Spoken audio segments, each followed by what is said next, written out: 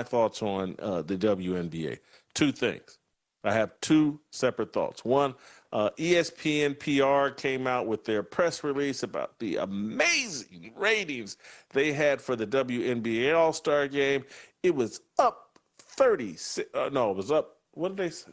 89%, I think, from 2023. 2 million people, about 2.1 million, maybe close to 2.2 million, watched that travesty of an All-Star Game on Saturday. And so ESPN compares it to 2023 and puts out a press release about how great things were.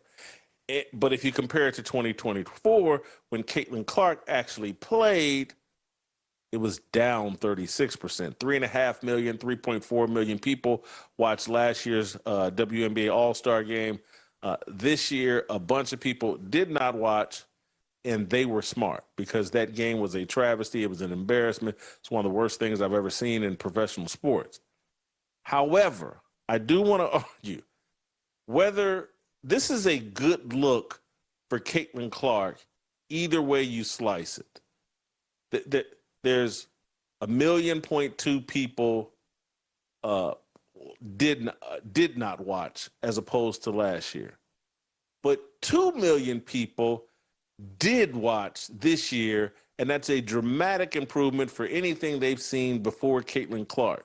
Why did 2 million people watch? Even though the game was embarrassing, even though Caitlin Clark wasn't playing, they watched because one of the teams was named Team Clark.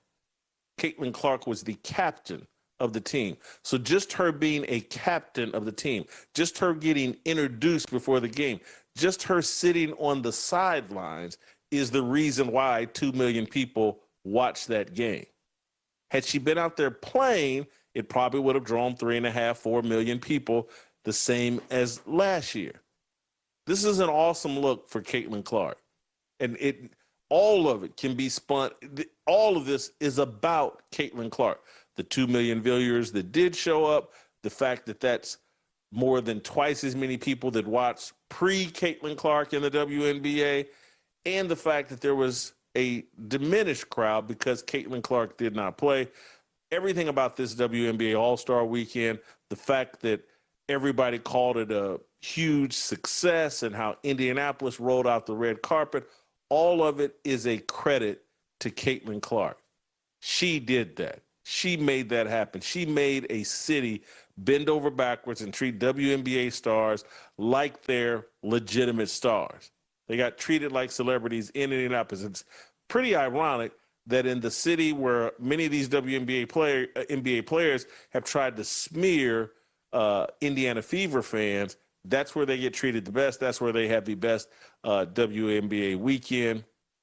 Anyway, so put a pin in that. That's my thoughts on the ratings from the WNBA All-Star Game.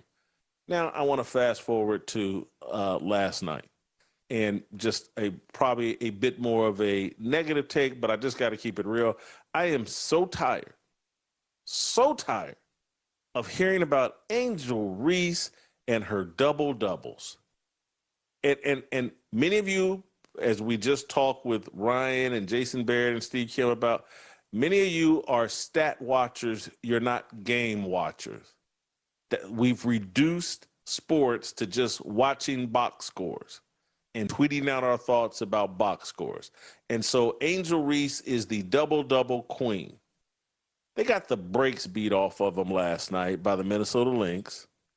Angel Reese's double-double, I think 11 points, 11 rebounds, was meaningless and insignificant.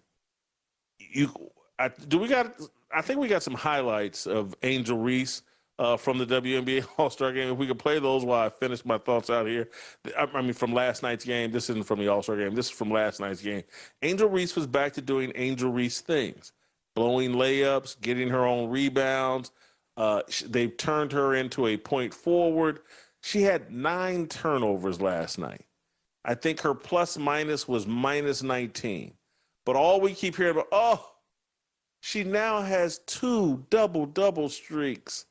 of more than 10 games or 10 games plus. She had one last year. Now she has one this year. She's the first WNBA player to ever do this. She got the brakes beaten off of her. She had 9 turnovers and was just an awful. If you watch the game, she was awful. We need to quit celebrating these little distinctions. And look, as a rebounder, I get it. She's a great rebounder. As she has improved, she shot 4 of 8 from the field last night. And look, we focus in on Angel Reese's missed layups, but if you watch the WNBA, everybody misses layups. Everybody misses layups. We're being a bit unfair to Angel Reese and pointing out her missed layups, but other than Nafisa Collier and maybe Asia Wilson, all these girls are capable of blowing wide open layups. It just happens. If you watch the league, you can see it. But let's quit pretending like this is some sort of history we're seeing from Angel Reese with these double-doubles. It's not. It's a nice little stat that's pretty irrelevant, doesn't lead to victories, they lost by 20-some-odd points last night to the Minnesota Lynx. The Lynx pretty much controlled that entire game. Angel Reese was no factor. We need to quit celebrating. Oh, she got a double-double. Well, yeah, they kept her in the fourth quarter when they were down by 20, and she, got a bucket or two and got to double-digit points. Anyway,